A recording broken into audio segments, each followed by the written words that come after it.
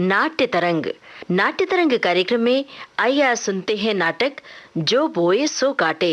लेखक हैं धम्मन सिंह सरस और निर्देशक जयदेव शर्मा कमल।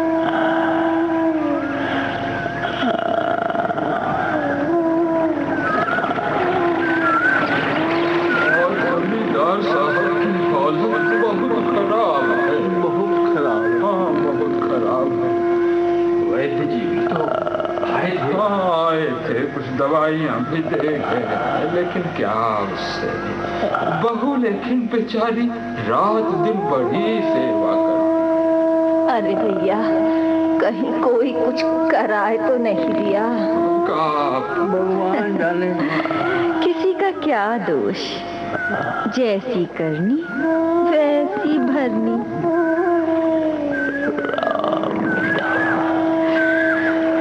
बेचारा रामदास।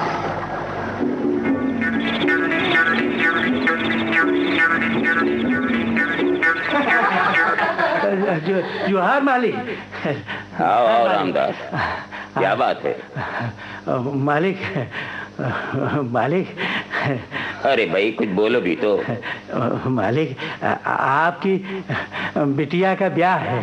अच्छा अच्छा, तुम्हारी बिटिया का ब्याह है जी। तो करो, शान से करो। हाँ मालिक, लेकिन मालिक लेकिन क्या? कुछ कहोगे तभी न समझूंगा। मालिक, कुछ रुपए पैसे कम पड़ गए हैं। अच्छा अच्छा, कितने? यही कोई 2000 की और जरूरत पड़ेगी। 2000? जी जी जी। अब मिल जाएंगे, लेकिन तुम्हें अपना खेत रहन रखना पड़ेगा और रुपयों पर ब्याज भी देना होगा। मालिक, खेत रहन रख देंगे तब मालिक हम जिएंगे कैसे? ये हम नहीं जानते मालिक। फिर भी मालिक। रामदास, मालिक 2000 रुपए एक बड़ी रकम होती है। हाँ मालिक। उसे हम ऐसे ही तो नहीं दे सकते। मालिक, कोई और उपाय नहीं? और तुम्हारे पास है ही क्या? तुम्हारे बैल भैंस की कीमत 500 रुपए से अधिक नहीं है मालिक। और फिर उन्हें चारा रातिब कौन खिलाएगा? मालिक, मैं आपकी पुरानी रियाया हूँ।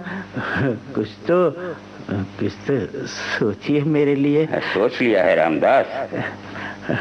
रियाया जब थे तब थे, अब तो जिम्मेदारी भी चली गई मालिक। और तुम लोग तहसील में लगान जमा करने लगे। खेत रहन रखे बगैर कोई चारा नहीं है। अब तुम जाओ, अपना काम देखो, मेरा दिमाग ज्यादा मत चाटो। मालिक, अगर इस समय इन रुपयों का प्रबंध नहीं किया तो मेरी बेटी की शादी। मैं कुछ नहीं जानता, अब तुम जा सकते हो। मालिक, कुछ तो कीजिए मेरे लिए। मालिक, बड़ी आशा से आया हूँ। रामदास, तुम हमारे पुरानी राया हो और अच्छे आदमी हो, इसीलिए तुम्हारे साथ हम सिर्फ इतना ही और कर सकते हैं कि तुम्हारे खेत तुम्हें ही हम बटाई पर दे देंगे और 3 साल की तुम्हें म्याद दे देंगे। बड़ी कृपा। अगर तुमने ब्याज समेत हमारा पैसा वापस कर दिया तो हम तुम्हारा खेत छोड़ देंगे। धन्यवाद, धन्यवाद मालिक, धन्यवाद। मुनीम जी, रामदास के कागज तैयार कर दो और इन्हें 2000 रुपए दे दो।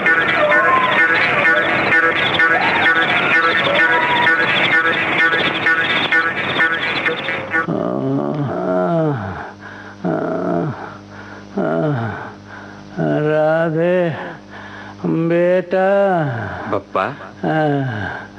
अरे रानी आई? कन्हई सवेरे गया हुआ है, बस वे लोग आते ही होंगे। बेटा, जीवन का अब कोई भरोसा नहीं। बप्पा, बप्पा, ऐसी बातें मत करिए बप्पा, अभी आप ठीक हो जाएंगे। लीजिए, लीजिए, पानी पी लीजिए, पानी पी लीजिए।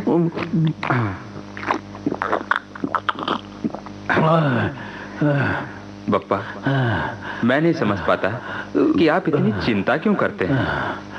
सब कुछ तो ठीक ठाक चल रहा है। अरे बेटा क्या ठीक चल रहा है रे? कर्ज तो बढ़ रहा है ना। रानी के ब्याह पर लिया था जमींदार से। लेकिन बप्पा, जमींदार आधी फसल की पैदावार तो ले ही जाता है और 3 सालों से ले रहा है। अरे बेटा राधे, वो तो उसी का है ना, उसका हक है। अरे खेत उसके यहाँ हमारे गिरवी है ना, उसका मूल और ब्याज हमें अलग से कमा कर देना है, जिसमें से एक पाई भी अदा नहीं करता है। बप्पा, आप ये सब चिंता छोड़ दीजिए। आप ये पानी पीजिए, लीजिए। अरे बेटा, पानी पी लीजिए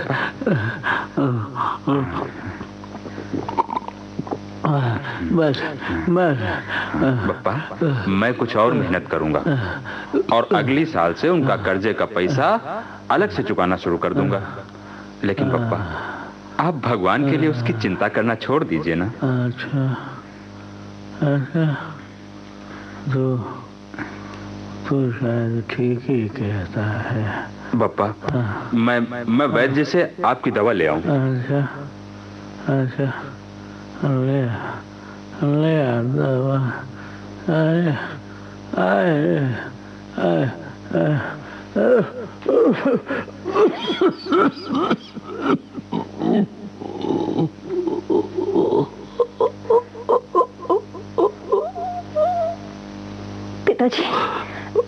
पिताजी, अरे पिताजी तो बेहोश पड़े हैं। पिताजी, पिताजी।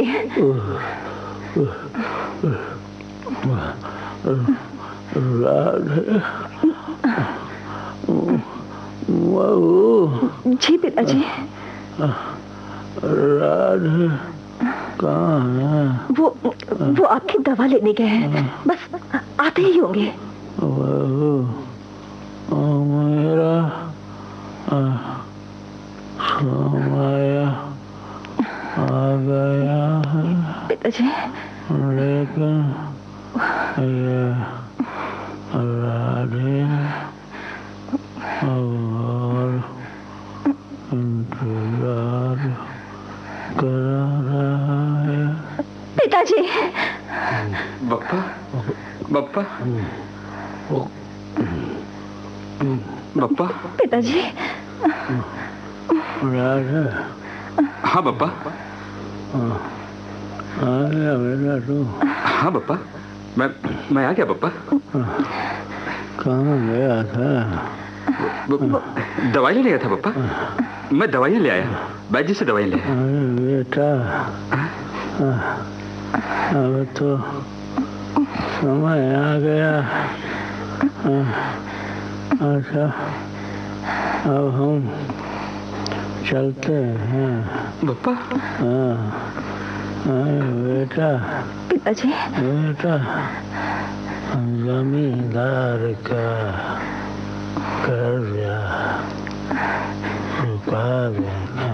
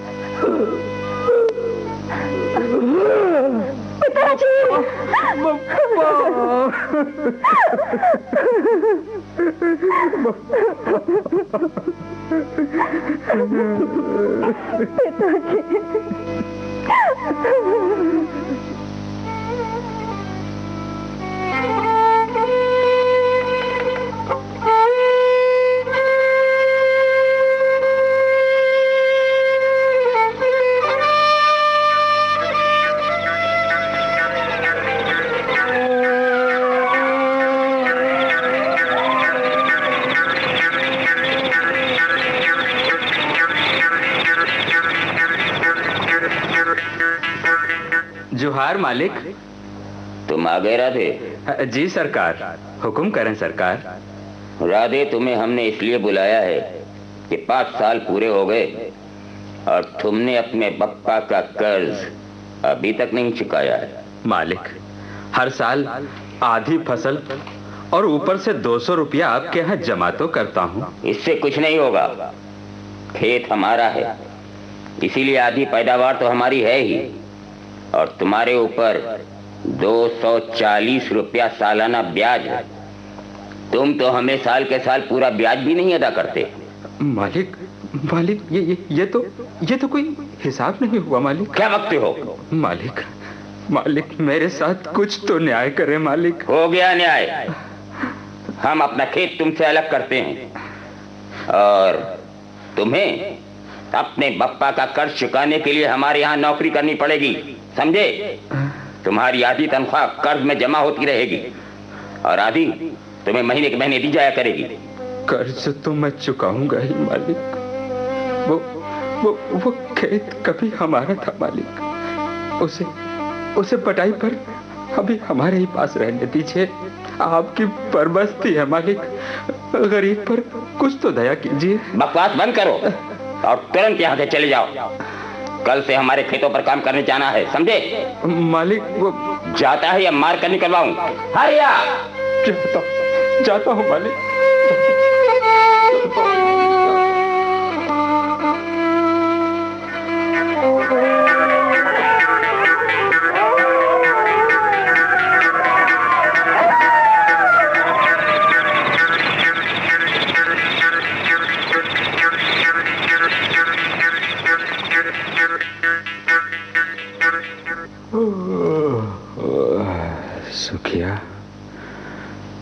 सुखिया,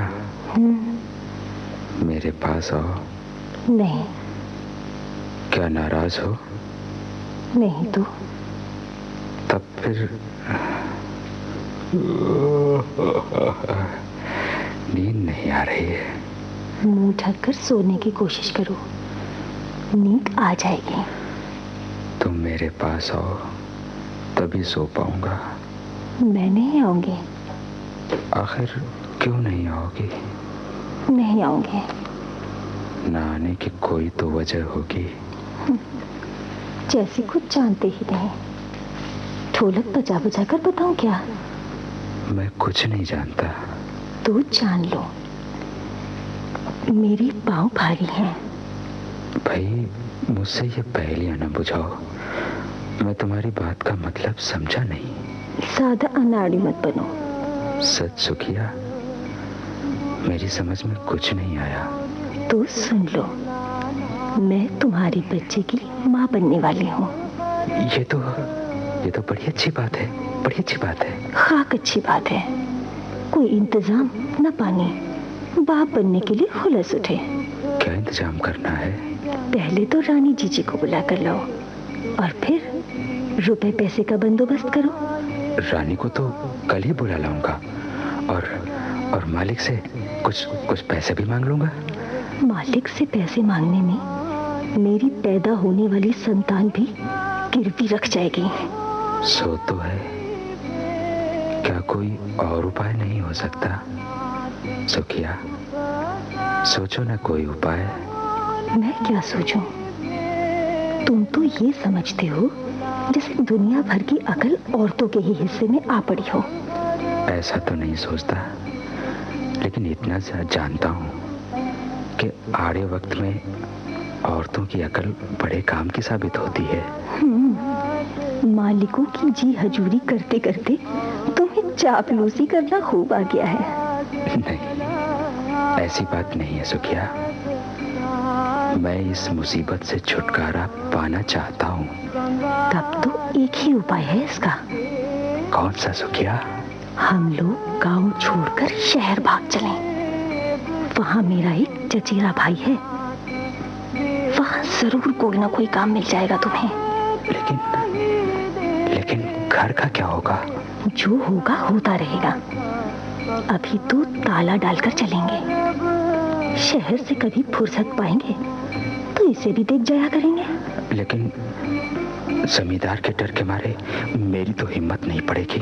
ठीक है, तुम मत आना, मैं चली आया करूंगी। जैसी तुम्हारी मर्जी।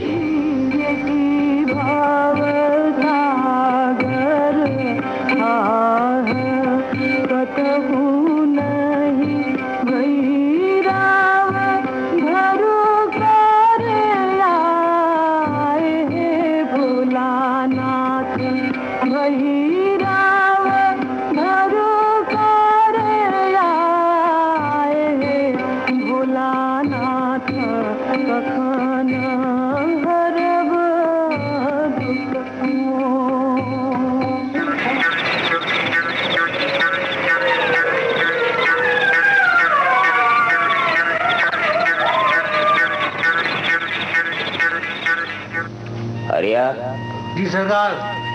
जरा छत पर जाकर शेरू को तो बुला ला। अभी गया सरकार।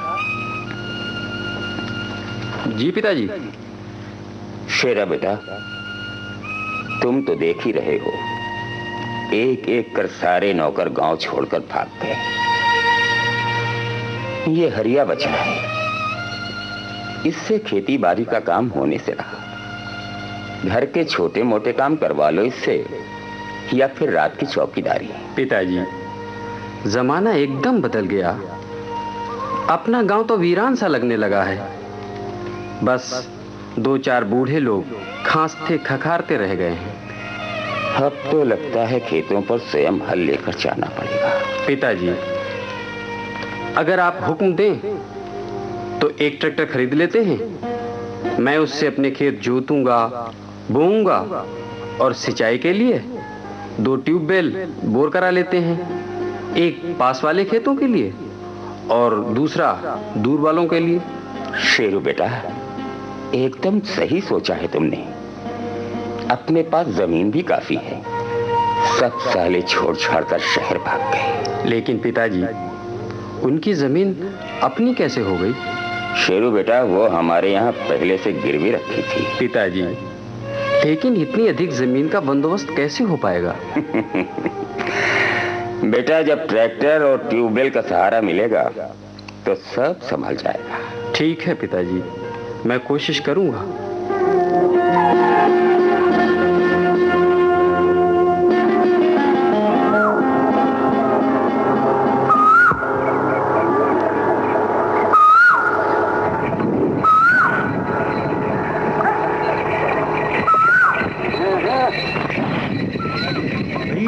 मालिक आ रहे हैं। शेरू बेटा,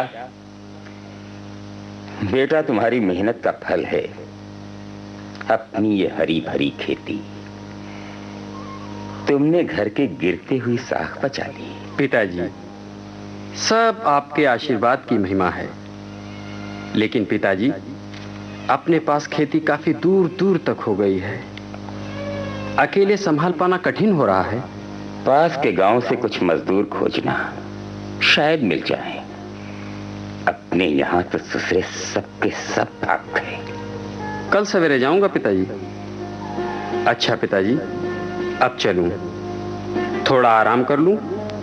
पिताजी, आप भी आराम कर लीजिए। हरिया। जी सरकार। रात में जरा चौकन्ने रहा करो। दरवाजे के पास वाली कोठरी में सोया करो। समझ गए ना? समझ गया मालिक। बड़ा बुरा लगता है कि अपना गांव पास पड़ोस में कोई रहा नहीं तो कुछ समय बातों में कट जाता। अब तो दिन में काम और रात में आराम, बस यही दिनचर्या रह गई है। अगर हमारे मालिक गरीब किसानों के साथ बेईमानी न करते तो ये बेचारे गांव छोड़कर काहे को जाते। ठीक कहते हो हरिया, मैं भी कुछ ऐसा ही महसूस करता हूँ।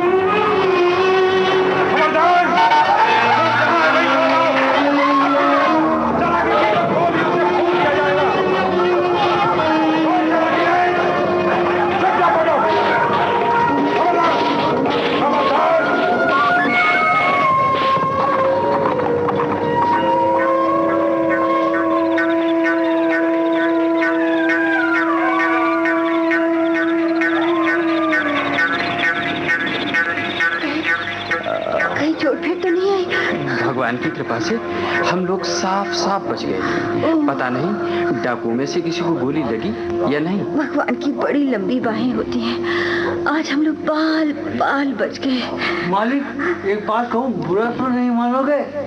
ये तो अपने तुम्हारे कर्मों का फल है जो हो रहा है। ये तो बहू की वजह से आज जान बच गई। हमारी बहादुर बहू ने एक बहुत बड़ी दुर्घटना होने से बचा ली। शेरू बेटा, आज तुमने मेरा नाम रख लिया। पिताजी, लेकिन इस प्रकार कितने दिन हम लोग बचेंगे?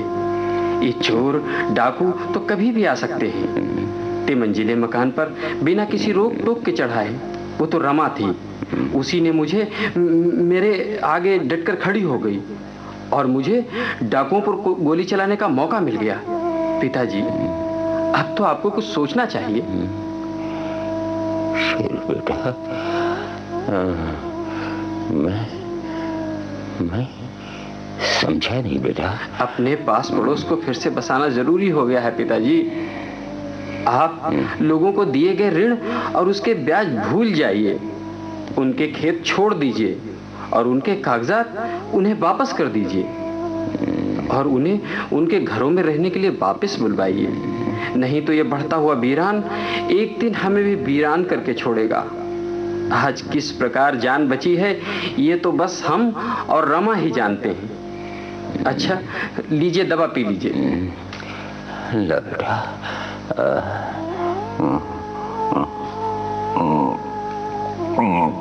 पिताजी, आप गांव के लोगों को वापस बुला लीजिए ना। बहू, बेटे, तुम लोग सचमुच बहादुर हो। मैं तुम्हारी एक एक बात मानूंगा।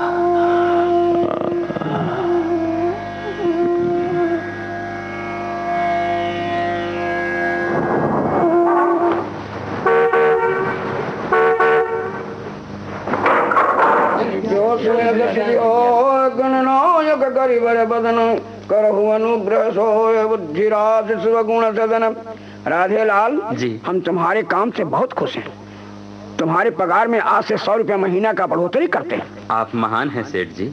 आपकी मेहरबानियों का हम लोग पीछे भी गुणगान करते रहते हैं। तुम लोग मेहनत करते हो, हमें उसका फायदा मिलता है, खुशी होती है। हमारी खुशी में तुम्हारी भी तो खुशी होनी चाहिए। हम तुमको खुश रखेंगे तो तुम और अच्छा काम करके दोगे ना। सज्जन लोग इसी तरह से सोचते हैं सेठ जी। अरे हाँ, ध्यान आया राधेलाल? और तुम्हारी घरवाली जो अस्पताल में थी जी, उसका क्या हाल चाल है? सेठ जी, अब तो कुछ ठीक है।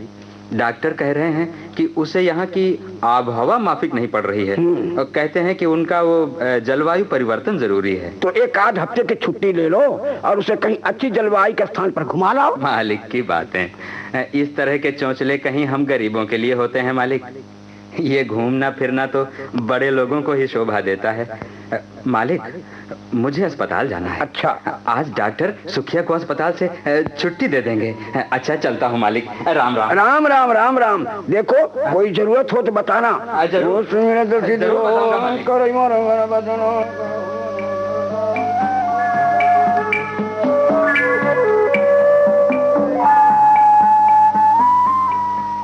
गांव से चिट्ठी आई है। लाओ, हमें दो। राधे बेटा। आशीर्वाद, तुम जब से गांव छोड़कर गए हो मैं पश्चाताप की आग में चल रहा हूँ। मेरा कर्ज तो तुम्हारे पिता ने ही चुका दिया था, लेकिन मैं बेईमानी कर रहा था। मैंने तुम लोगों का एक लंबे समय तक शोषण किया। तुम्हारे गांव छोड़ने का भी कारण मैं ही हूँ।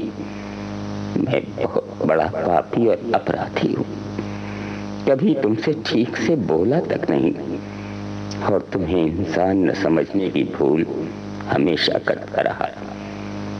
इतना ही नहीं, तुम्हारे सीधे साधे पिता की मृत्यु का कारण भी मैं ही हूँ। मुझे इसका बेहद अफसोस है। तुम्हारे पिता के दस्तखत किए हुए जो कागजात मेरे पास थे उन्हें तुम्हारे पास भेज रहा हूँ। अब तुम्हारे ऊपर मेरा कोई ऋण शेष नहीं है, तथा तुम्हारी जमीन तुम्हारी है, वो मैंने मुक्त कर दी है। तुम आकर उस पर अपनी खेती बाड़ी करो। मेरा अनुरोध है बेटा कि तुम ये पत्र पाते ही गांव लौट आओ और अपने घर आकर रहो। तुम्हारा जोरावर सिंह। दुख ही गमाए सुख साप न होना ही भेल है भोलानाथ। सुख साप न होना ही भेल है भोलानाथ। बखान हरब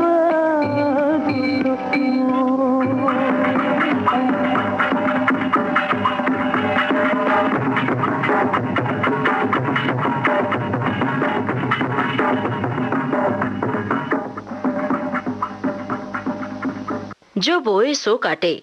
अभी आप सुन रहे थे धम्मन सिंह सरस का लिखा ये नाटक। निर्देशक थे जयदेव शर्मा कमल। ये थी आकाशवाणी लखनऊ की प्रस्तुति।